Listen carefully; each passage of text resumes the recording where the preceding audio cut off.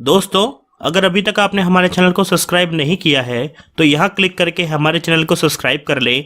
साथ ही इस notification bell पर भी ज़रूर क्लिक करें, जिससे कि आप हमारे आने वाले सारे वीडियोस की नोटिफिकेशन अपने मोबाइल पर पा सकें।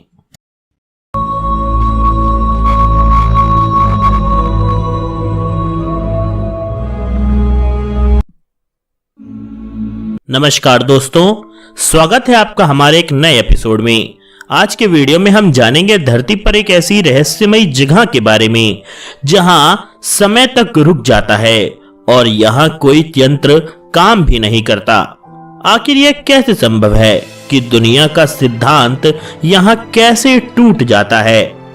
मैक्सिको अमेरिका के दक्षिण में बसा एक देश अपने ऐतिहासिक पर्यटन स्थलों और स्वादिष्ट खाने के अलावा रहस्यमय स्थानों के लिए भी दुनिया भर में जाना जाता है। यहाँ पर द साइलेंट जोन नाम की एक ऐसी मृत्यु के समान जगह है जहाँ कोई सैलानी तक नहीं जाता। अपने नाम के अनुसार इस जगह पर कोई भी तकनीकी उपकरण काम नहीं करता और कम्युनिकेशन भी यहाँ संभव नहीं है और घड़ियां भी यहाँ पर आकर रुक जाती हैं।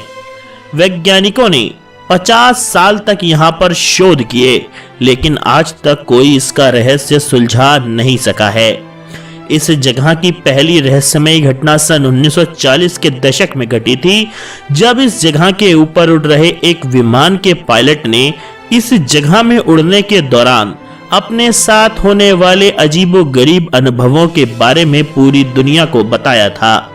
उस पायलट ने यह बताया कि उस वक्त उसके विमान के उपकरण उसके नियंत्रण से बाहर होकर विचित्र तरीके से व्यवहार कर रहे थे और उसके विमान ने किसी भी प्रकार का सिग्नल भेजना और रिसीव करना बंद कर दिया था। और फिर उस विमान का इंजन भी अचानक बंद हो गया और बाद में किसी तरह उसने अपनी जान बचाई। दूसरी घटना घटी ठीक 30 साल के बाद सन 1970 में, जब अमेरिकी और मेक्सिको की वायुसेना साथ मिलकर सैन्य अभ्यास कर रही थी और उन्होंने रेगिस्तान में उस जमाने की सबसे आधुनिक मिसाइल छोड़ी। लेकिन जैसे ही वह मिसाइल इस क्षेत्र के ऊपर पहुंची, अचानक उसके सभी उपकरणों ने काम करना बंद कर दिया और वो किसी टूटे हुए पेड़ के पत्ते की तरह सीधे जमीन में जा गिरी। और सबसे बड़ी बात यह हुई कि वह मिसाइल फटी ही नहीं।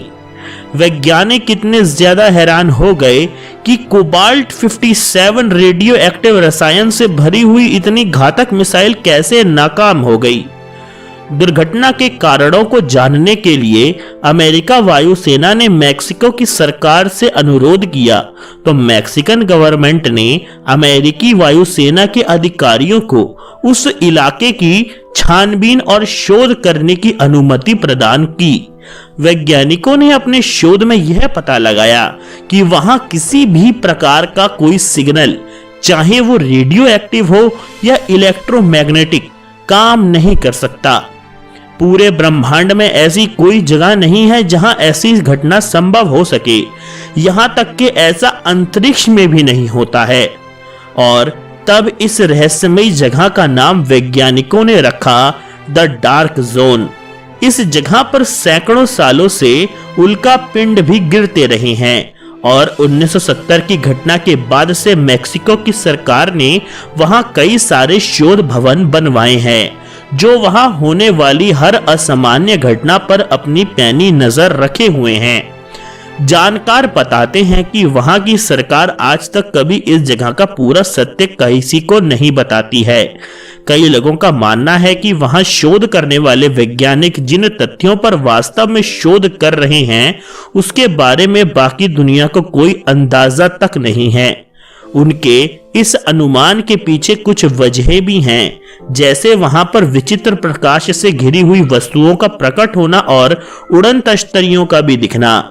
वहां के स्थानीय लोगों का पक्का विश्वास है कि यह जगह दूसरी दुनिया के परग्रही एलियंस के आने जाने का द्वार भी है।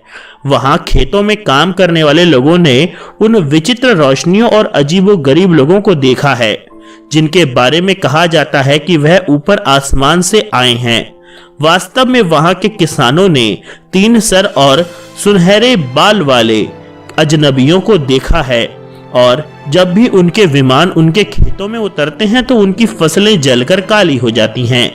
इसी स्थान का एक दिलचस्प पहलू यह भी है कि यह जगह मिस्र के पिरामिड और बर्मुडा ट्रायंगल के एकदम पैरेलल आती है। आधिकारिक रूप से इस स्थान पर परग्रही गतिविधियों का कोई प्रमाण नहीं मिला है, लेकिन यहाँ के स्थानीय लोग ना समझ आने वाली कई असाधारण घटनाओं के गवाह हैं। हालांकि यह जगह बर्मुडा ट्रायंगल तो नहीं है, क्योंकि यहाँ चीजें गायब नहीं हो रही हैं, लेकिन 50 साल से लगातार विज्ञानों की उपस्थिति इस बात का सबूत है कि यहाँ सब कुछ नॉर्मल तो नहीं है। वैसे भी डार्क जोन में कई राज दफन हैं और जहाँ एलियंस भी जुड़े हों तो लोग उस जगह से दूर रहना ही बेहतर समझते हैं। दोस्तों, आपके इस घटना के बारे में क्या विचार हैं, कृपया कमेंट सेक्शन में जरूर लिखें। भारत और पाकिस्तान के बीच साल 1971 के युद्ध के बाद शायद यह सबसे अलग तरह का पश्चाताप था। अगस्त 1976 में भारत सरकार को पड़ोसी देश के तत्कालीन प्रधानमंत्री जुल्फिकार अली भुट्टो का एक पत्र मिला। इसमें उन्होंने श्रीमती इंदिरा गांधी को लिखा था, आपके यहाँ खजाने की खोज का काम आगे बढ़ रहा है और मैं आपको याद दिलाना चाहता हूँ कि आप इस दौरान मिली संपत्ति के वाजिब हिस्से पर पाकिस्तान के दावे का ख्याल रखेंगी। भारत और पाकिस्तान के बीच संपत्तियों के बंटवारे को लेकर विवाद चलते रहे हैं। 3-4 साल पहले लंदन की अदालत में चल रहा वह मामला भी चर्चा में आया था, जिसे हैदराबाद फंड के नाम से जाना जाता है। आजादी के पहले हैदराबाद के निजाम की करोड़ों रुपए की रकम ब्रिटेन के एक बैंक में जमा थी और आज इसके स्वामित्व को लेकर भारत, पाकिस्तान और नवाब के वंशजों के बीच लंदन में मुकदमा चल रहा है। हालांकि यहाँ हम जिस मामले का जिक्र कर रहे हैं उसमें सबसे ज्यादा मजेदार बात है कि खजाना मिलने के पहले ही पाकिस्तान के प्रधानमंत्री ने इसमें हिस्सेदारी मांग ली थी। यह घटना जयपुर राजघराने से संबंधित है और खजाने की खोज का अभियान जयपुर के नजदीक बने जयगढ़ किले में चलाया गया था। यह किला राज सिंह जय सिंह ने 1726 में बनवाया था। यह एक सुरंग के जरिए आमेर किले से भी जुड़ा हुआ है, जिसे साल 1592 में राजा मान सिंह ने बनवाया था। मान सिंह अकबर के दरबार में सेनापति थे और अकबर की पहली राजपूत रानी हरकाबाई के भतीजे भी थे। ऐसा माना जाता है कि हरकाबाई को ही जोधाबाई के नाम से भी जाना जाता था।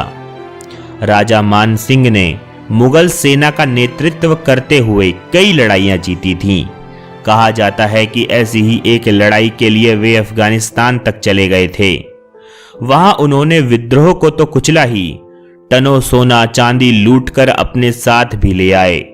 कहा जाता है कि यह संपत्ति उन्होंने मुगल सल्तनत के हवाले ना करके आमेर के किले में कहीं छिपा दी थी।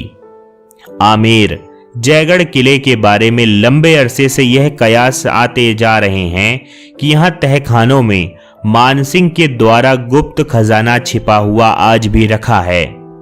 अरबी भाषा की एक पुरानी किताब हफ्त तिलिस्मते अंबरी यानी अंबेर के 7 खजाने में से इसी बात का जिक्र है कि किले में अकूत सोना चांदी छिपा हुआ है। जयगढ़ किले के नीचे पानी की 7 विशालकाय टंकियां बनाई गई हैं। माना जाता है कि खजाना इन्हीं में से किसी में छिपाया गया था। इस खजाने की चर्चा साल 1976 में दुनिया भर में हुई। उस समय जयपुर राजघराने की प्रतिनिधि महारानी गायत्री देवी थीं। स्वतंत्र पार्टी के टिकट पर लोकसभा चुनाव लड़ते हुए लगातार 3 बार कांग्रेस प्रत्याशियों को हराने वाली गायत्री देवी इंदिरा गांधी की प्रबल विरोधी थीं। 1975 में जब देश में आपातकाल लगा तो गायत्री देवी ने भी इसका विरोध किया था। हालांकि इस दौरान उन्हें बाकी विपक्षी नेताओं की तरह Misa maintenance of internal security act के तहत जेल नहीं भेजा गया।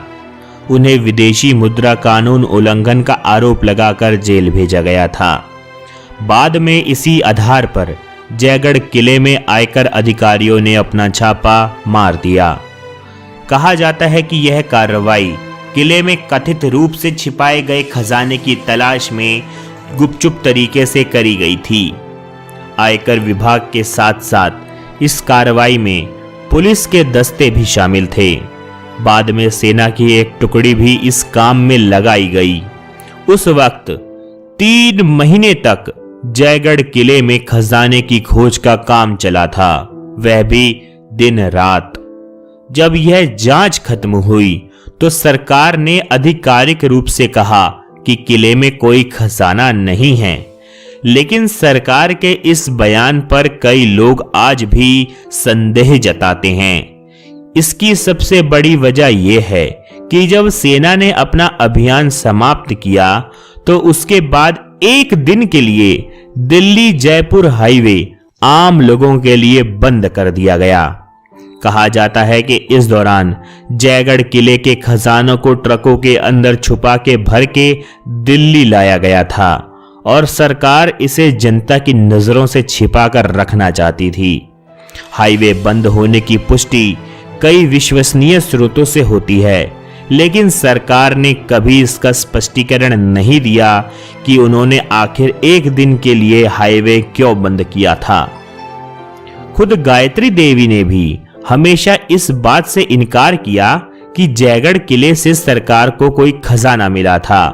उनके जीवनीकार धर्मेंद्र कंवर भी एक मीडिया रिपोर्ट में यही कहते हैं कि इतिहासकारों के एक तबके की यह राय भी है कि जयगढ़ किले में खजाना था तो, लेकिन राजा जयसिंह ने उसी की मदद से जयपुर शहर विकसित किया और इसीलिए पूरी संपत्ति खत्म कभी भी नहीं हो पाई।